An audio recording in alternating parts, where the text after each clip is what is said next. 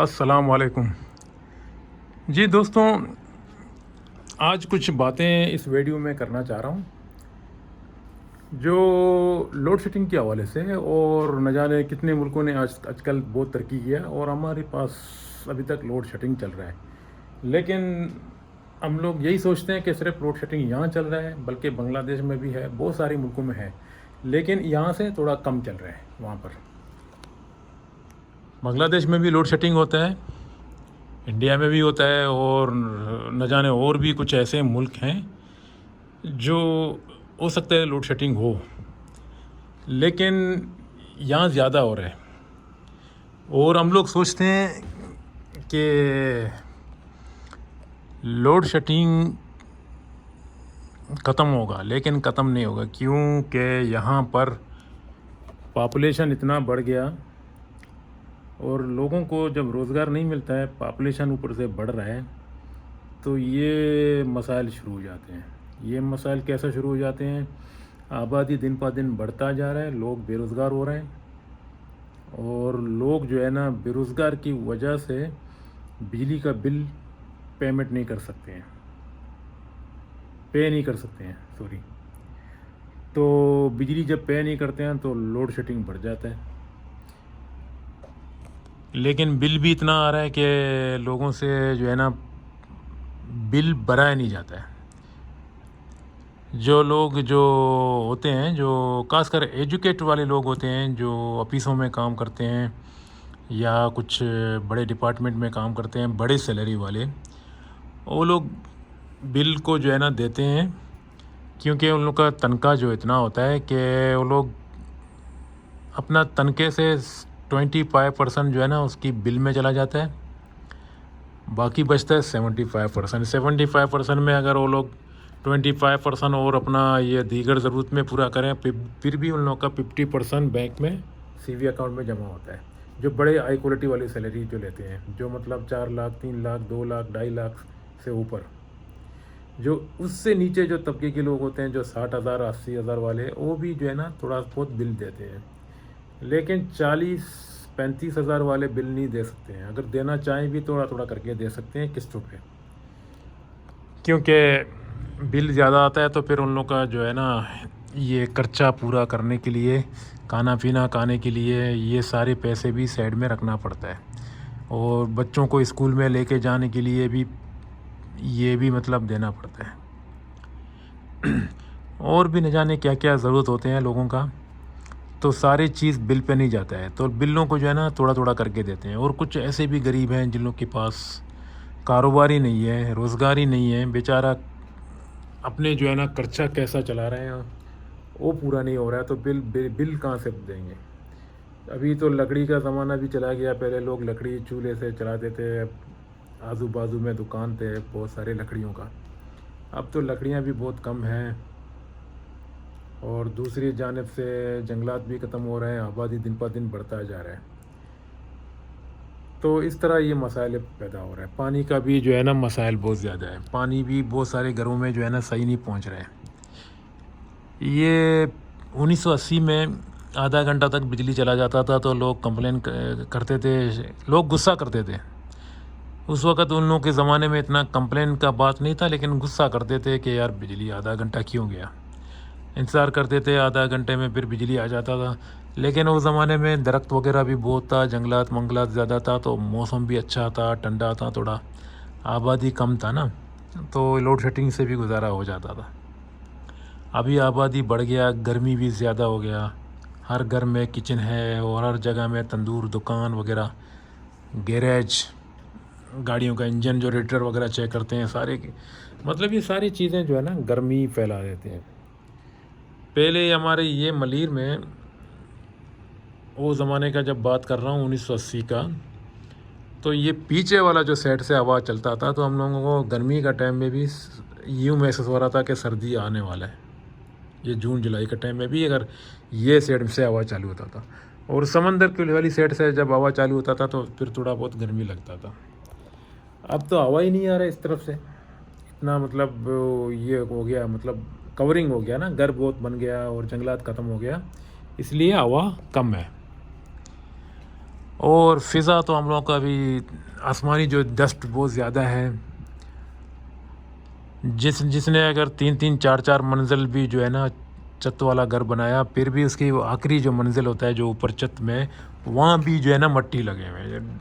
रोज़ साफ़ करो फिर भी मट्टी आ जाते हैं, क्योंकि मट्टी फ़ज़ा से आ जाते हैं।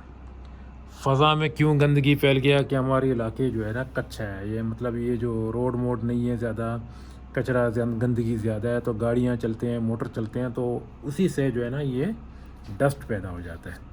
जब डस्ट पैदा हो जाता है तो डस्ट जो है ना कुछ हवा जो है ना उसको रगड़ के लेके जाता है, और कुछ जाके फ़िज़ा में 2000 फुट तक जो है ना रुक जाते हैं, फिर वो धीरे धीरे नीचे आ जाते हैं। जितना भी ऊंचा घर बनाओ उसके ऊपर शीशे में देखो फिर भी डस्ट लगा हुआ है, यही डस्ट फिर नीचे आ जाते हैं।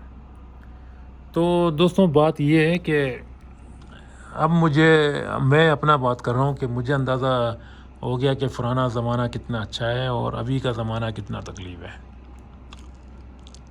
अब जो है ना लोगों का अंदर वो चीज़ भी ख़त्म हो गया, शऊर, बैठना उठना। पहले शादी में हम लोग जाते थे तो कितना दूर दूर जाते थे शादी के लिए, देखने के लिए।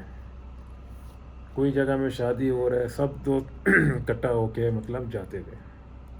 अब जो है ना कि घर की बाजू में भी शादी हो रहा है, लोग सो रहे हैं, किसी को पता भी नहीं है, और कोई जाना भी नहीं चाहता है। तो पहले ज़माने का जो दौर था वो ज़माना अच्छा था, उस वक़्त लोग भी अच्छे थे। अब 1980 के जो जवान लोग थे ना, हम लोग तो छोटे थे उस ज़माने में, लेकिन जो 1980 में जो जवान थे तकरीबन 30-35 साल वाले उम्र वाले जो थे, बेचारा वो अभी इस वक्त दुनिया में नहीं है, सारे के सारे चले गए। यूँ समझ लो कि 1980 में उन लोगों का उम्र 40-45 साल था, खुशहाली ज़िंदगी उन लोगों से हम लोगों को मिलता था। अभी 2026 चल रहा है, ये 46 साल तो ये हो गया 1980 से, तो उसका उम्र 40 और 46 मतलब 84-85 वाले जो है ना बहुत कम लोग होंगे, अगर होंगे भी ज़िंदा पहले के जैसा नहीं होंगे जैसा पहले ज़माने में जवान थे। अभी तो बुढ़ापे में बेचारा चलना नहीं जानते हैं, और कहाँ ये चीज़ हो जाए। और कोई घर से शायद बुढ़ापे में जो है ना कोई जगह भी चेंज किया, कोई क्या किया, कोई मर गया, इस तरह।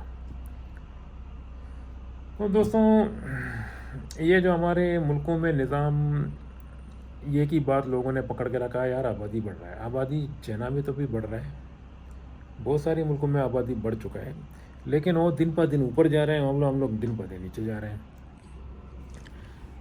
दूसरा मिसाल देता हूँ, ये देखो, ये कंबोडिया, लाओस, ये भी तो गरीब मुल्क हैं। वहाँ मैं गया था, वहाँ भी रोड मोड जो है ना थोड़ा सा कच्चे हैं, लेकिन बिजली का निज़ाम चल रहा है। बिजली वहाँ पर भरपूर, हर जगह में जाओ बिजली बिजली। तो कहने का मतलब यही है भाई, हम लोग चाहें अगर सारे जवान यहाँ पर सही मेहनत करें, निज़ाम को ठीक करना चाहें तो कर सकते हैं, लेकिन नहीं करेंगे। क्यों कि हम लोग यही सोचते हैं कि यार नौकरी नहीं मिल रहा है, नौकरी के लिए बजट चाहिए, बजट में पैसा होना चाहिए। तो पैसे का हिसाब से भी जो है ना हमारे मुल्क जो बजट है ना वो पूरा नहीं हो रहा है। वो बजट कहाँ कहाँ जा रहा है आप लोगों को पता है, शार्टेज हो रहा है। बजट आ जाता है मगर नीचे के तबके के लोगों को जो है ना सही नहीं मिलेगा, इसलिए कि ऊपर से बजट अगर आने जैसा जो पानी छोड़ता है ना, अगर एक टंकर पानी भी तुम छोड़ो तो जो आखिरी घर में जो पानी जाएगा शायद वहाँ पर एक बूंद भी ना जाए। बीच में से रगड़ रगड़ के जो सामने वाला घर होते हैं वहाँ तक पानी पहुँचेगा अगर एक टंकर का पानी छोड़ दिया जाए। तो दूसरा घर, तीसरा घर, आगे जितना पानी जाता रहेगा पानी का लेवल नीचे हो जाएगा, क्योंकि पानी ख़त्म होने लगेगा। जैसा पानी ख़त्म हो जाएगा आखिर में जितना जो घर हैं वहाँ तक शायद पानी ना पहुँचे। इस तरह ये हमारे बजट भी ऐसे बजट पास करा देते हैं इधर उधर सब कुछ, बाद में नीचे के तबके के लोगों का ज़रूरत पूरा नहीं हो रहा है। खैर छोड़ दो अभी, ये तो हमारा मुल्कों का आदत है, ये तो कभी ठीक ही नहीं होगा। लेकिन ये बात कर रहा हूँ कि दोस्तों अभी इस वक्त जो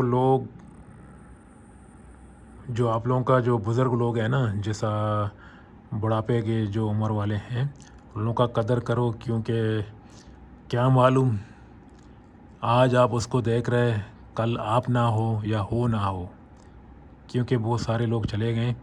अब कुछ लोग बचे हुए जो तकरीबन 1965, 1960, ये 50 वाले जो ज़माने के लोग हैं वो कुछ बचे हुए हैं, ज़्यादा मर चुके हैं बेचारा।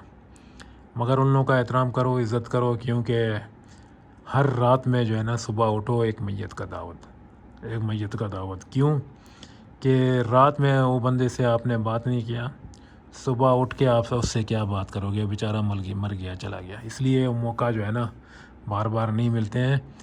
इन चीज़ों को ख्याल करो, हर वक्त खुशहाली पैदा करो, खुश रहो, और जो बुढ़ापे के जो लोग हैं उन लोगों का एहतराम करो। बाकी दुआ करेंगे हम लोग, बस मुल्क का हालात ठीक हो जाएं और बिजली का निज़ाम ठीक हो जाए, इससे और क्या कर सकते हैं। इतना बता रहा हूँ कि गरीब जो होते हैं ना वो दिल से बहुत अच्छे होते हैं।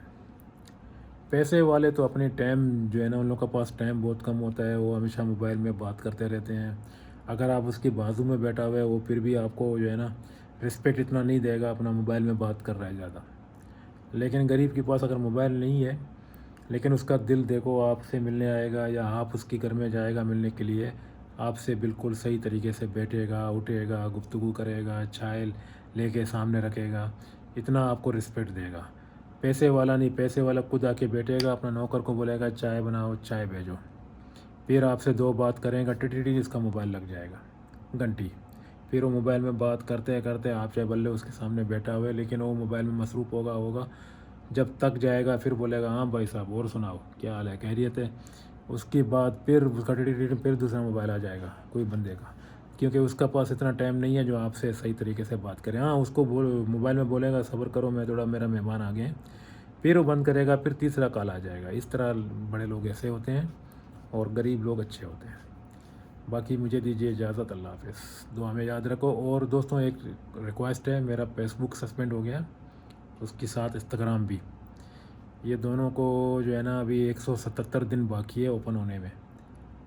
पता नहीं क्या मिस्टेक हो गया मेरे से, वो सस्पेंड हो गया। तो जितने जो हमारे जो फेसबुक के जो फ्रेंड हैं, दोस्त हैं मतलब, तो लोग जो है ना मेरे से टिकटॉक से रब्ता करें या तो यूट्यूब में, या मेरा यूट्यूब चैनल को सब्सक्राइब करें ताकि आगे जितना भी वीडियो आ जाएगा सब आप लोगों को शायद पहुंच जाएगा आप लोगों को देखने के लिए।